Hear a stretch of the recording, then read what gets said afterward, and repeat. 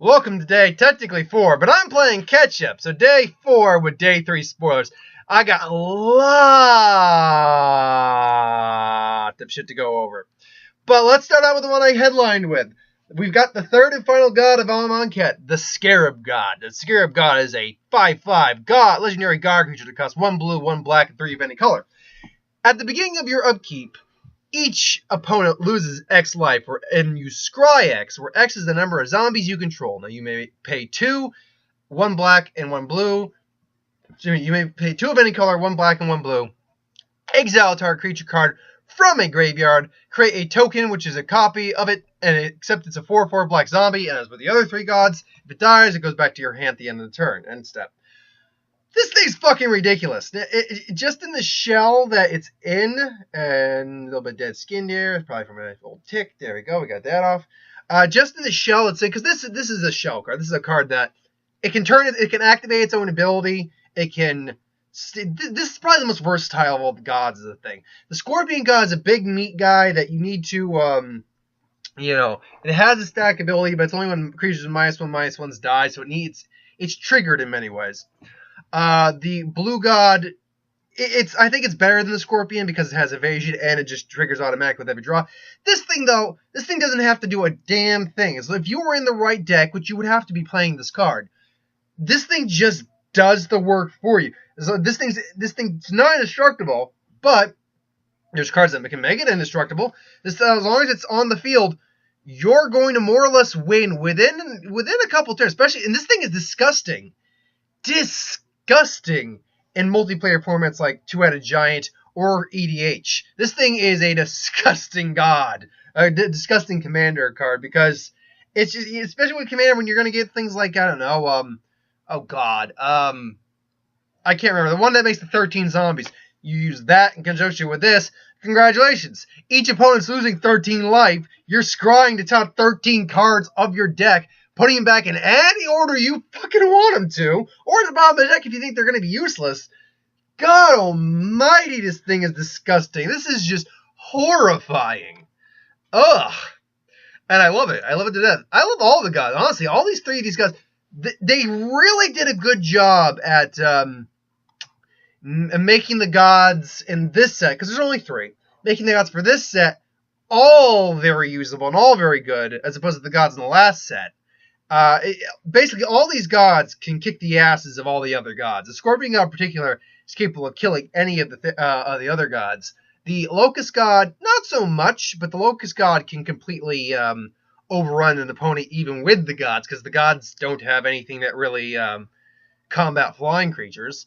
This guy, he's just... Ugh. And think of this for a second.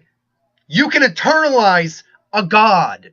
Be it a Theros god, an Amonkhet god. If you can get the god into the graveyard, which is not impossible to do with -1/-1 counters, guess what? You can eternalize the god and make it a 4/4 legendary zombie god creature with indestructible and all its other, stipulations. But then again, like if you're doing it with Rhonas, you eternalize Rhonas, sure, he goes down a point.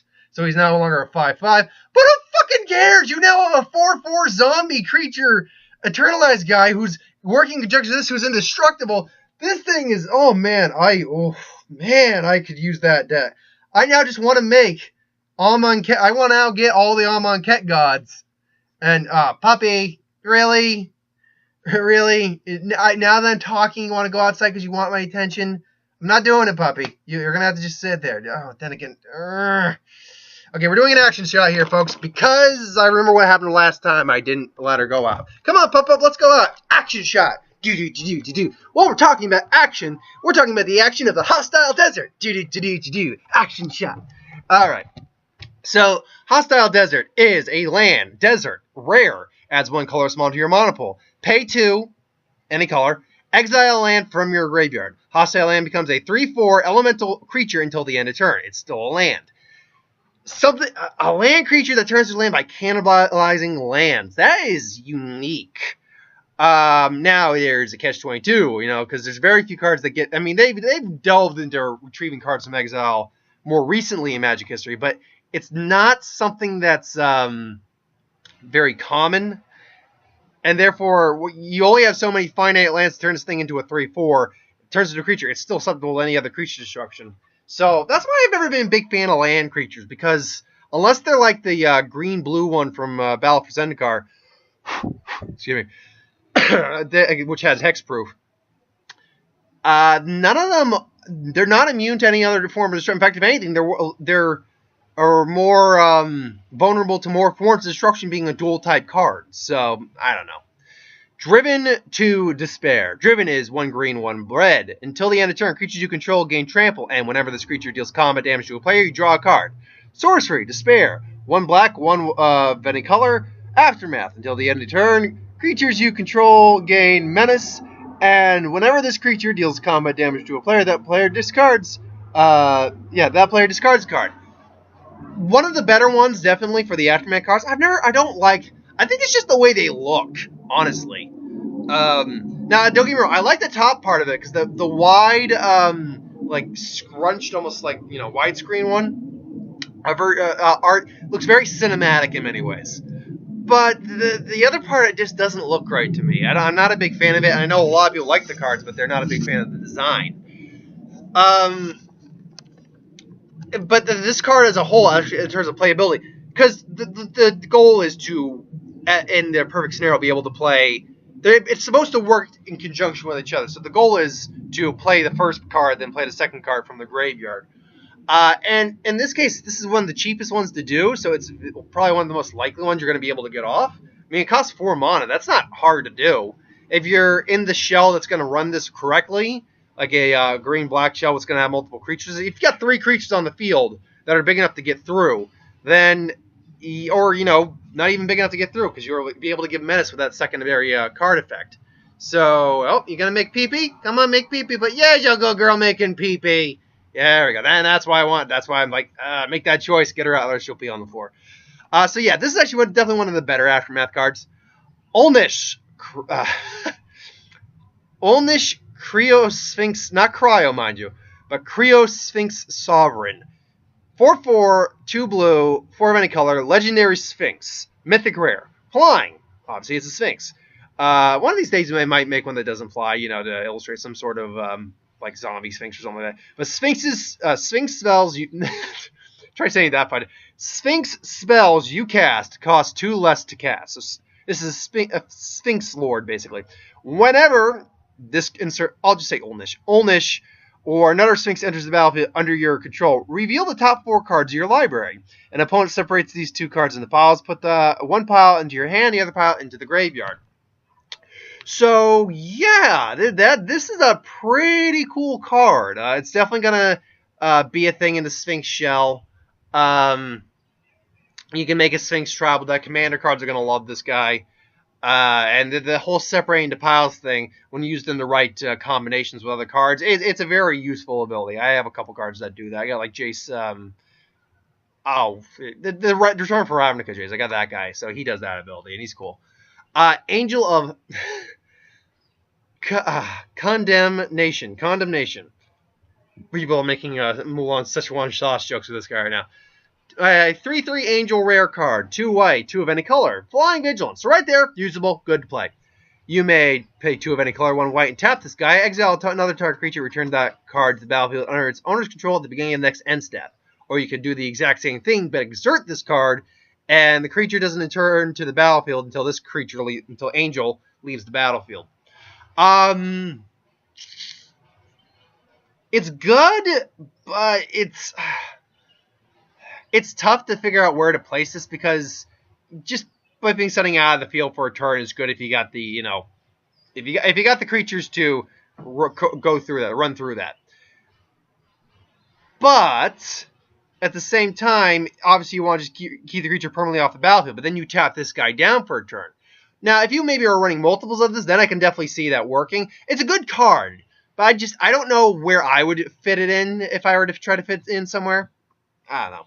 Hour of Glory. Now, this confirms that the Hour of cards are going to be the story cards. Hour of Glory. 1 black, 3 of any color. Exile target creature card. If it's an instant, by the way. Black card. Rare. If that creature was a god, its controller reveals his or her from his or her hand, or reveals his or her hand, and exiles all cards from it with the same name as that creature. It's like that Deicide card, except more expensive and not as good. That's basically it. It's like, we're removing a target creature. I guess it's a little better because you're going for creatures which are more prevalent than enchantments usually, but still.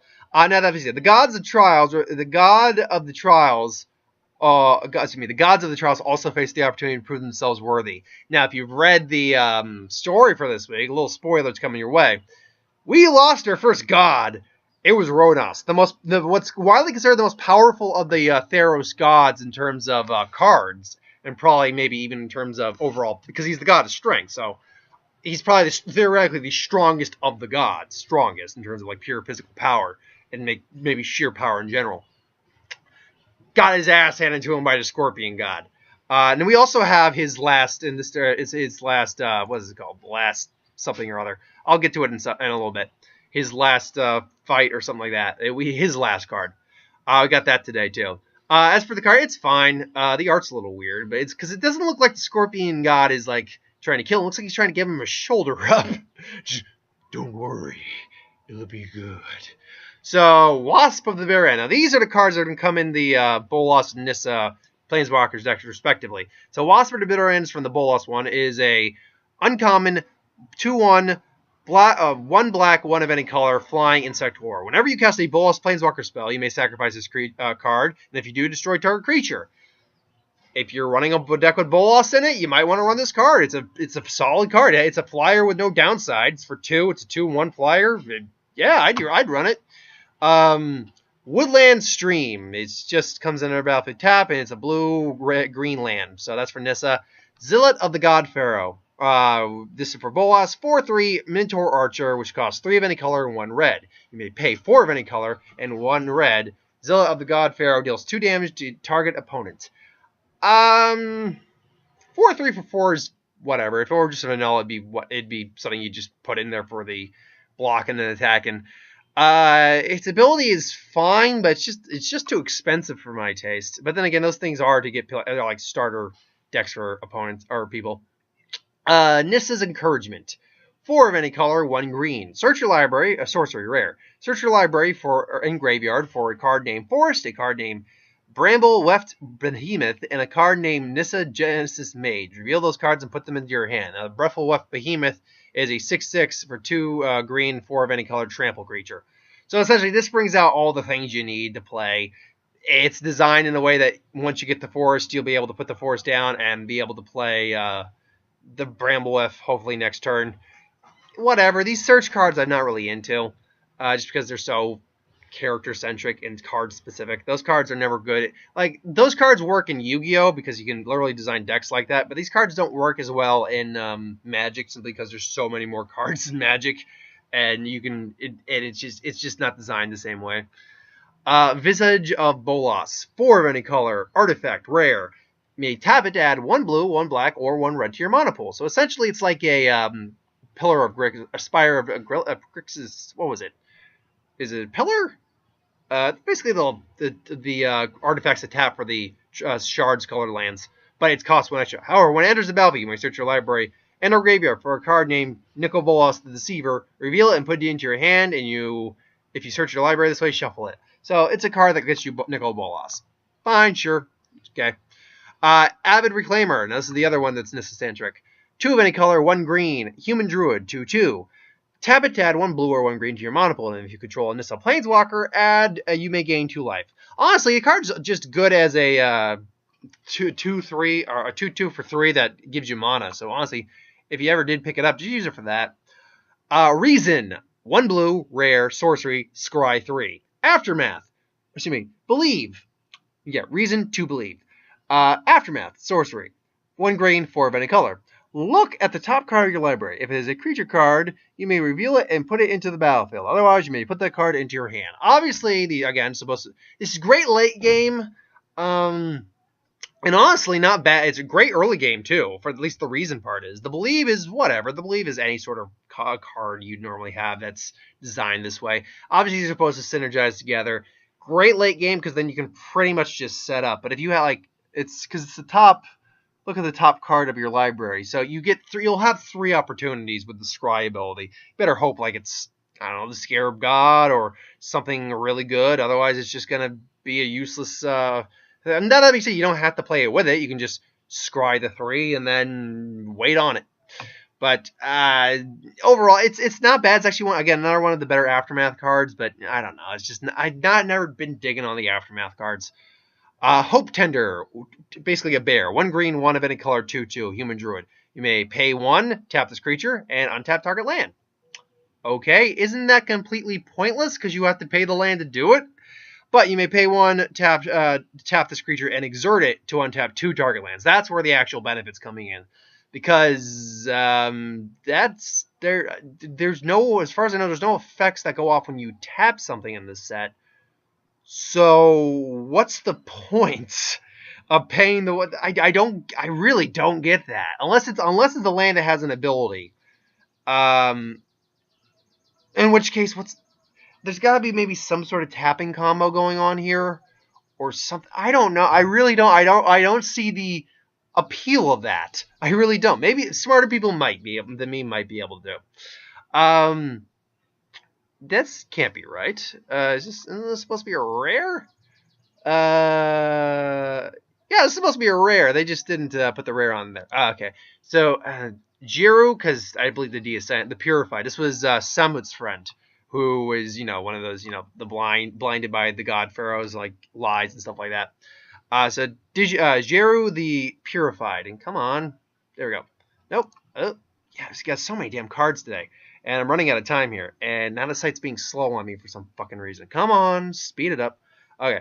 Jiru the Purified. 2 white, 3 of any color. 4/3. Human Warrior. Vigilance. When it enters the battlefield, you may search your library for a Planeswalker card, reveal it, and put it into your hand, shuffle your library. When a source would deal damage to a Planeswalker you control, prevent 1 of that damage. Clearly it's supposed to tie in with Samut. Great Planeswalker, so great for the, Super Friends deck. And great for if you're running a specific Planeswalker. Protects your Planeswalker to a certain degree, too. So you got to have to kill this guy to have a better shot at killing you. Combine this with Gideon, oh, you're going to have some problems. So, yeah, I could see this guy being useful. Fervent Paincaster. 2 of any color, 1 red. Uncommon. Human Wizard. 3/1. Tap this card, deal 1 damage to target player. Exert it. Tap this card, deals 1 damage to target creature. What's the point? I get it, I guess. I mean, honestly, the tapping to deal. I mean, if you're running red, you're probably running destruction and burn spells anyway. So just tap it for the first one. Just ping an opponent repeatedly. Just drop their life more, and then just take care of creatures with other destruction spells. And it's a 3/1, so whatever. It's not the worst card, but it's not that great. Claim. 1 black, uncommon, sorcery. Turn target creature card with converting mana cost 2 or less from your graveyard to the battlefield. Fame. 1 black, 1 red, sorcery. Aftermath. Target creature gets +2/+0 and gains haste until the end of turn. Both work together. It's probably with the cheapest one to get off. And it's probably one of the easiest ones. I mean, let's look at the next card right here. It's another bear. 2/2, 1 white, 1 of any color. Steward of Solidarity. Tap it and exile it. Or tap it and exert it. Create a 1/1 white warrior creature token. So, yeah, you could do that. Bring it back and give it a haste and make it a 4/3 for a turn. That could work. Vizier of the True, 1 white, 3 of any color, 3/2. You may exert Vizier of the True as it attacks. If you exert this creature, tap target creature an opponent controls. Good way of getting through some blockers. Yeah, it's fine. Resolute Survivors, yes. 1 blue, 1 white, 1 red, 1 of any color, 3/3. Human Warrior. You may exert the Survivors as it attacks. If you exert it, it deals 1 damage to each opponent, and you gain 1 life. That's pretty decent, especially, again, in, Two-Headed Giant. I mean, the amount of life they're going to be losing isn't going to be much for, Commander, but for, Two-Headed Giant, it's going to be a real useful card. And it's a 3/3 for 3, so it's got the body to back up the cost. River Hoopo, or River Hoopo? Hoopla! Sounds like a lot of hoopla, I know. River Hoopo. 1 blue, 1 green. Uncommon. 1/3 bird flying. You may pay 3 of any color, 1 green, and 1 blue. You may gain 2. You gain 2 life and draw a card. It's good. It's a little pricey on that draw, but it's good. Rhonas Last Stand. There it is. Two green sorcery. Create a 5/4 snake creature token. Lands don't untap during your untap stuff. This one is great. I love this one because you can play it on turn 2. Unless they got some sort of really good burn spell or really good removal spell, you're going to have a 5/4. It's small cost to pay for not untapping your lands. But so you can just play another land next turn. If you got a 1-drop, great. Now this card's got, and this is still good late game because you'll have more land than just the 2 forests. So, no, it's a good all around. Uncage the Menagerie. 2 green, X. 2 green and X sorcery mythic. Search your library for up to X creatures with different names that each have covered markers X and put them into your hand. This is this is an odd one for me. I'm not quite certain how to feel about this one. If you're designed in a way that it can work, great. If not, you're screwed. So it's a really design. It needs to be in the right deck. Last couple cards. We'll save the big one for last. Earthshaker Kinra. 1 red, 1 of any color. 2/1 haste. When it enters the battlefield, target creature with power less than or equal to it can't block this turn. Good for little chump blockers. But you can internalize it and make it a 4/4 zombie jackal warrior afterwards, turning it into a 4/4, which can't be blocked by anything less than a 5, which is pretty good. Not amazing, but good. Reshaper Kenra is another rare Jackal Wizard. You could really go in the Jackal deck now. 1 green, 1 of any color. 2/2. Jackal Wizard enters the battlefield. You may give target creature X plus X plus X until the end turn where X is its power. So give it 2/2 right off the bat, and then you can internalize it for the exact same cost as the other one. I think the Kenras might actually be a cycle because we have Earthshaper and we have a Reshaper and Earthshaker. That means there might be a blue one because we're told that, or a black one. Sorry. Oh no, not necessarily. Oh no, that's with Afflict. So yeah, we might get a whole cycle of these guys. And then comes back, internalizes a 4/4, so you're not pumping up a target creature with 4/4 instead. So that's a great one as well. These are all really good cards. Last but not least, we have Razaketh, the Foul-Blooded. 3 black, 5 of any color, 8/8, demon, flying, trample. You may pay 2 life, sacrifice another creature, search your library for a card, and then put that card into your hand. It is literally a Diabolic Tutor on a stick, on a giant, beefy stick. Now, this card is nothing what I thought it was going to be. I thought because of the inflicting wound and blood magic, it was going to be like put a -1/-1 counter on it, and you would do something else. But no, you're searching. It makes sense too because he's searching for Liliana in the story, so he's able to bring out Liliana. So no, he's pretty good. He's beefy though, and so you're gonna have to get the mana going or play him in Commander. I think he'll be just fine. He'll be sitting right there pretty with Grizzlebrand. Hey, you almost get ready for that quartet of demons. You can make a 3 down, 1 to go. And I'm assuming that the last one is going to be no doubt the strongest of all these guys. So yeah, no, they're all great. But anyway, thanks for watching. Hope you enjoyed. Like, comment, share, subscribe. As always, if you want us to review something, put in the comments below. Let us know. We'll do a review of it at some point. Ideas for who would win, Star Wars, superhero, what if, magic, anything I do on the channel. Put in the comments below. Let me know. I'll get to it at some point. Sorry, I'm rushing. I'm going to be going to work in a few minutes. So this is not even going to be up by the time before I go to work. And I got to do who would win and what if this week when I get home. But I will do that when I get home. And I already saw Transformers. That review's up. I'm not seeing another movie this week, but I'll have other stuff up later in the week. So thanks for watching.